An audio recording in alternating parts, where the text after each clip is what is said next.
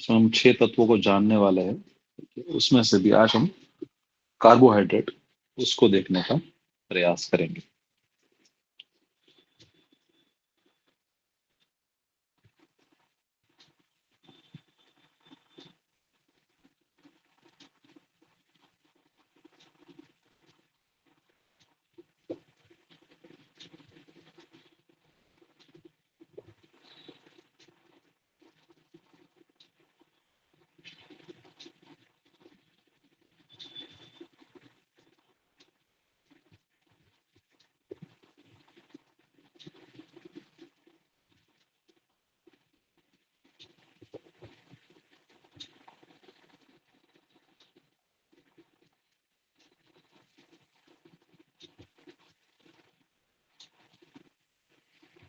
PPT visible है? हाँ sir. Okay, चलो। तो कार्बोहाइड्रेट से शुरू करते हैं। अ, जो हम लोग दिन के दौरान खाना खाते हैं उसका 50-60% या शायद ज्यादा परसेंट खाना हमारा कार्बोहाइड्रेट होता है। ठीक है। और वो क्या क्या चीजें होती है वो हम धीरे धीरे आगे देखेंगे। उसमें भी कुछ डिवीजन होते हैं, उस डिवीजन में आपका हर एक चीजें है वो डिवाइड होती है। कार्बोहाइड्रेट का जो अगर मेन रोल देखें, ठीक है, तो ये हमारे शरीर के लिए जो ऊर्जा का काम है वो होता है यहीं से। जो हम पूरे दिन काम करते हैं और उससे हमारे शरीर को जो ऊर्जा चाहिए वो ऊर्जा कार्बोहाइड्रेट से मिलती है।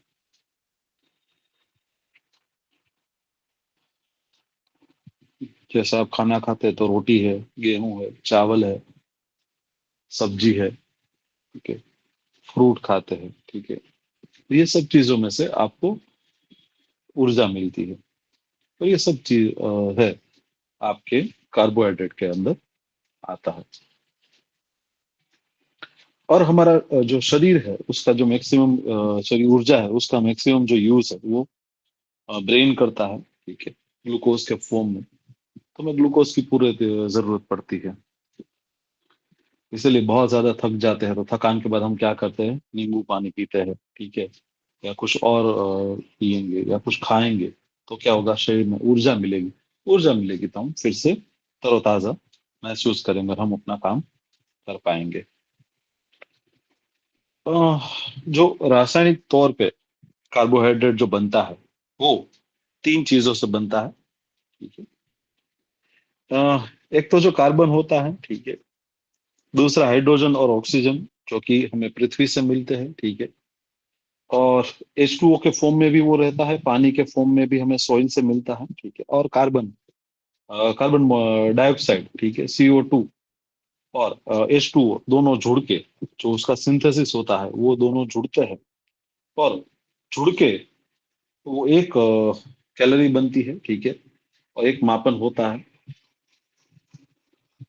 और वो रासायनिक परिवर्तन होने के बाद एक कार्बोहाइड्रेट बनता है। तो कार्बोहाइड्रेट के अंदर 1 ग्राम में 4 कैलोरी जितनी ऊर्जा होती है, ठीक है।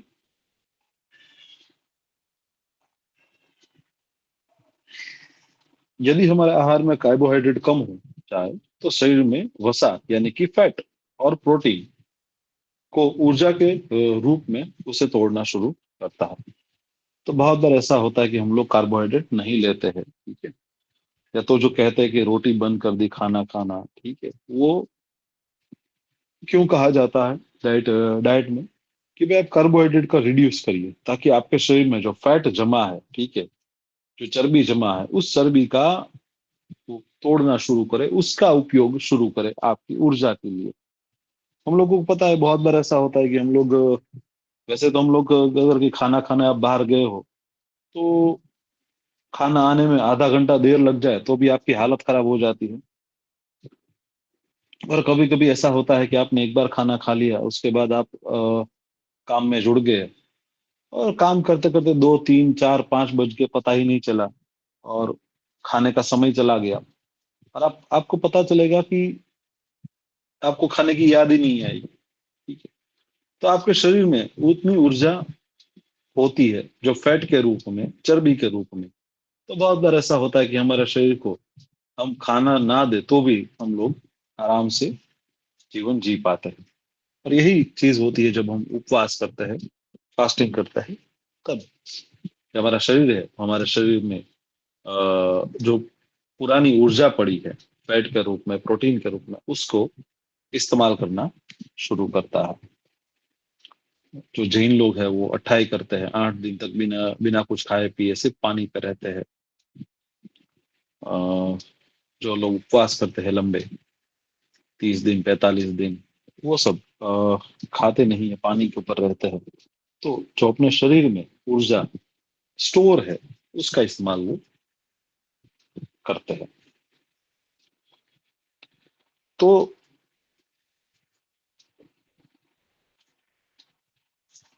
जो फॉर्मेशन हो कैसे बनता है वो,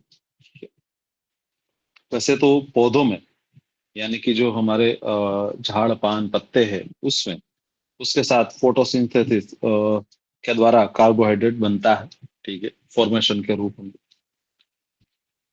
आपको ये समझ में आए और अगर आप एग्जाम में लिख पाए तो ये बढ़िया रहेगा। ठीक है। अ, अगर डिटेल में उसकी प्रक्रिया समझ पाए और अगर लिख पाए तो ज्यादा अच्छा रहेगा, लेकिन अगर शॉर्ट में एग्जाम में हो, आपके पास समय ना हो, याद ना हो, तो फॉर्मेशन शॉर्ट में लिख देंगे कि कार्बन डाइऑक्साइड प्लस H2O, यानी कि वाटर। ठीक है, कार्बन डाइऑक्साइड और पानी, क्योंकि कार्बन है वो सॉइल में से हम लोगों को जमीन में से मिल जाता है। ठीक है। और पानी है वो भी जमीन में से मिलता है। तो दोनों का साथ में जुड़ के जो एक फल बनता है या सब्जी बनती है, जो कुछ भी पोटैटो बना या ओनियन बना या कुछ भी चीजें बनी, ठीक है, वो उसमें से बनता है।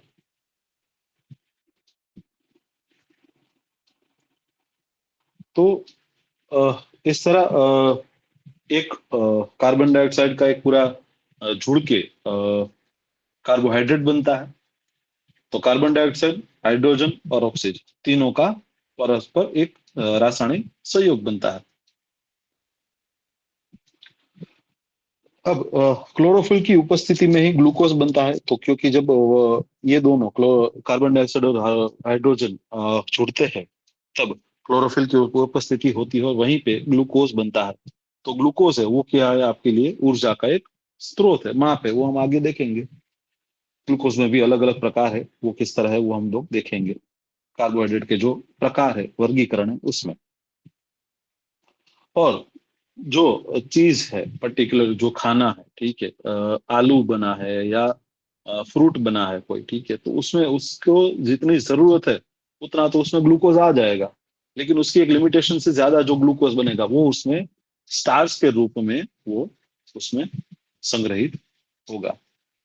स्टार्च का भी आगे हम पॉलीसेक्रिड में देखेंगे। ये हुआ निर्माण का काम। आगे बढ़ते हैं। तो 3 प्रकार के मेन जो वर्गीकरण है, ठीक है, टाइप्स है कार्बोहाइड्रेट के, वो मोनोसेक्राइड, डाइसेक्राइड और पॉलीसेक्राइड, 3 प्रकार है। मोनोसेक्राइड, डाइसेक्राइड और पॉलीसेक्राइड। उसमें पहला है मोनोसेक्राइड। सबसे सरल है कार्बोहाइड्रेट का। ठीक है, यानी कि ये छोटा से छोटा ये जो अणु है, ठीक है, कार्बोहाइड्रेट का, वो है मोनोसेक्राइड। छोटे से छोटा भाग है उसका। उसको उससे छोटा नहीं किया जा सकता, मतलब उसको और काटा नहीं जा सकता। ठीक है, उसको और उसमें से वहां से डिवाइड नहीं किया जा सकता। वो सबसे छोटा पार्ट है। उसका रासायनिक सूत्र भी है C6H12O6। ये याद नहीं रखेंगे तो चलेगा, ठीक है, रासायनिक सूत्र है, अगर हो पाए तो अच्छा होगा, लेकिन नहीं याद रख पाएंगे तो भी चलेगा। ठीक है। क्योंकि वैसे तो एक्चुअली रासायनिक सूत्र वहां पे आपको कहाँ काम आएगा, जब स्टमक के अंदर और स्मॉल इंटेस्टाइन के अंदर, जहाँ पे ग्लूकोज की और फ्रुक्टोज का जो डिवीजन हो रहा है, वहां पे आपको जरूरत पड़ती है। तो ये सब जो सभी शब्द है, ग्लूकोज है, फ्रुक्टोज है, गेल्टोज है, ये हम पहले ही ऑलरेडी सेमेस्टर वन में जब आप लोगों ने डाइजेशन प्रोसेस समझी थी, डाइजेशन प्रोसेस के टाइम पे इंटेस्टाइन में, लार्ज में, स्मॉल में और लार्ज में, दोनों में जो अब्जॉर्प्शन होता था और जो पाचन होता था, ठीक है, उस समय पे ये सभी शब्द आपने वहां पे सुने थे और वहां पे गौरांग सर ने और बहुत डिटेल में समझाया था, ठीक है। तब उसी को थोड़ा सा रिपीटेशन के मोड में आपके लिए रहेगा ही, ठीक है।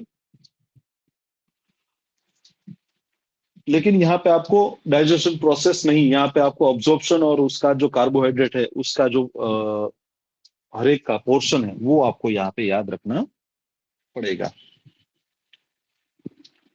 तो मोनोसेक्राइड सबसे छोटा अणु, ठीक है, कार्बोहाइड्रेट का।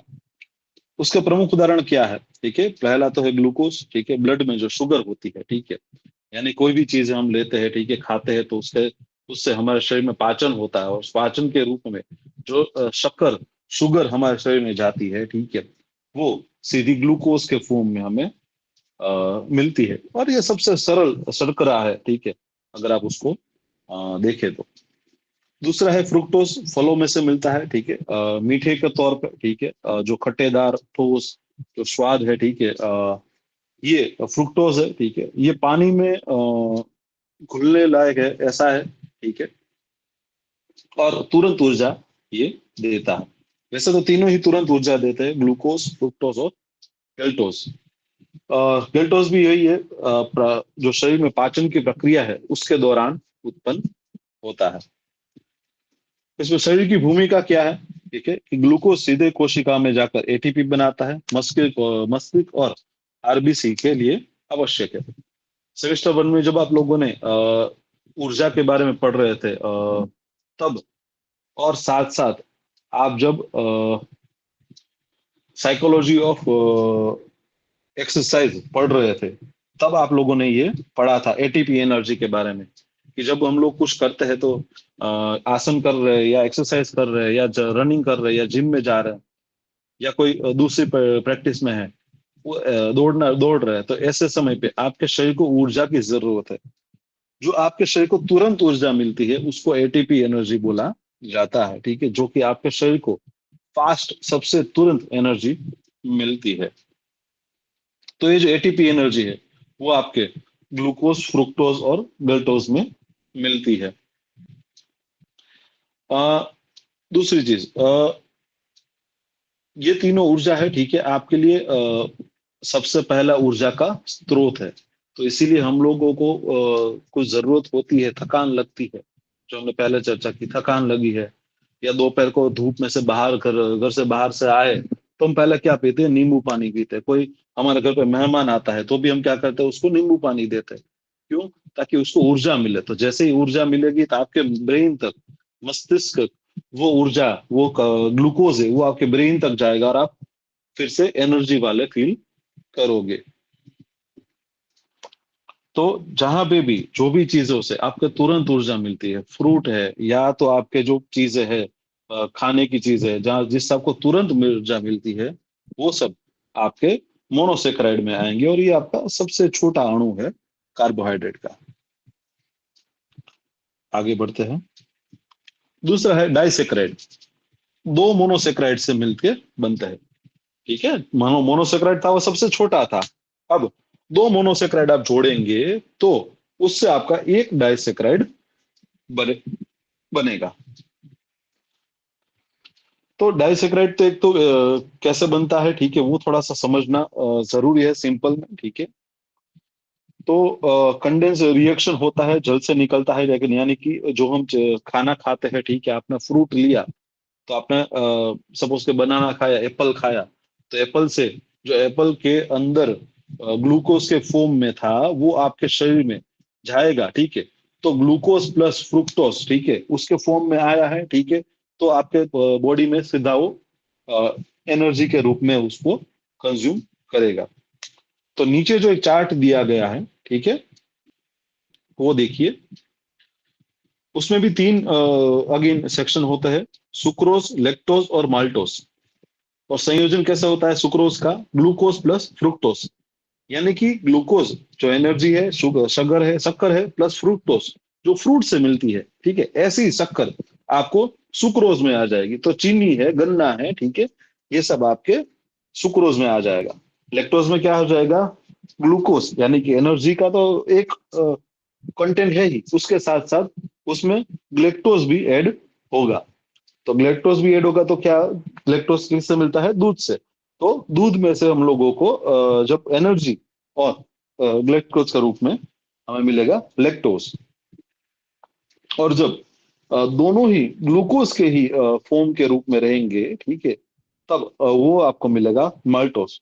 तो हम लोग जो अन्न खाते हैं, ठीक है, अनाज खाते हैं, वो अनाज से हम लोगों को एनर्जी मिलती है। तो उसमें ग्लूकोज एनर्जी तो रहेगी ही रहेगी, थोड़े के फॉर्म में ग्लूकोज रहेगा, क्योंकि उसमें भी फोटोसिंथेसिस हुआ है। फोटोसिंथेसिस से स्टार्च बना है, सॉरी, पहले ग्लूकोज बना है और फिर ग्लूकोज जितना उसकी लिमिटेशन से ज्यादा बचा होगा, ठीक है, उसमें से स्टार्च बना है। तो हर एक चीजों में थोड़ा ग्लूकोज रहता है तो आपको एनर्जी मिलती, राइट। तो जहां पे दोनों जो चीजें हैं वो ग्लूकोज रहेगी, तो वहां पे आपको माल्टोज आपके शरीर में बनेगा। तो स्वाद में मीठे पाचन के बाद ही अवशोषित हुए एंजाइम आवश्यक होते हैं, जैसे लैक्टोज और सुक्रोज। तो हमारे खाने के बाद जो हम लोगों को डाइजेशन होता है, अब्जॉर्प्शन होता है, वो हेलो। हेलो जी मैम। हेलो સર મારે જરીક બહાર હવે નીકળવાનું છે ને તો હું એટેન્ડન્સ નહીં બોલી શકું. ચાલુ છે મારું જોઈન્ટ. जी जी। હા, 3 નંબર છે roll number. Okay. Okay sir, thank you.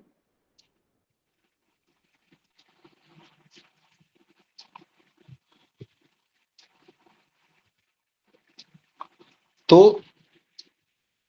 Disaccharide की चर्चा कर रहे थे, दो मोनोसेक्राइड को मिलके बनता है। तो मोनोसेक्राइड में ग्लूकोज और फ्रुक्टोज भी हो सकता है, ग्लूकोज और ग्लेक्टोज भी हो सकता है, और दोनों ग्लूकोज भी हो सकते हैं। अलग अलग चीजों से अलग अलग उसमें फॉर्मेशन बनता है, और अलग अलग फॉर्मेशन के लिए अलग अलग चीजें आपके खाने के अनाज के रूप में है वो मैटर करती है। अगर आपने फ्रूट लिया है तो फ्रूट से आपको ग्लूकोज भी मिलेगा, फ्रूटकोज भी मिलेगा। तो चीनी है, गन्ना है, फ्रूट है, उन सब में से आपको सुक्रोज मिलेगा। दूध में से आपको लैक्टोज मिलेगा, और जो अनाज खाते हैं उसमें से हमको माल्टोज मिलेगा। तो ये हुआ डाइसेक्राइड। उसके बाद है तीसरा जो प्रकार है वो है पॉलीसेक्राइड, यानी कि 1000 प्लस से, यानी कि बहुत ज्यादा, ठीक है, मोनोसेक्राइड, यानी कि ग्लूकोज या ग्लूकोज के साथ फ्रुक्टोज या ग्लूकोज के साथ गल्टोज, वो सब 1000 बहुत ज्यादा क्वांटिटी में जब जुड़ के बनेंगे तब बनेंगे वो पॉलीसेक्राइड, ठीक है। और उसको हम लोग बोलेंगे जटिल कार्बोहाइड्रेट, कॉम्प्लेक्स कार्बोहाइड्रेट, जो कि आपने पहले सेमिस्टर में डाइजेशन के टाइम समय पे सुना था। तो उसके मुख्य प्रकार है, उसके भी 3 प्रकार आ जाते हैं, स्टार्च, ग्लाइकोजिन और फाइबर। ऐसा कुछ याद आ रहा है सबको कि पहले सेमेस्टर में ऐसा कुछ सुना था? હા સર. चलो ठीक है, किसी को याद तो है। तो स्टार्च है, देखिए, पौधों में ऊर्जा के रूप में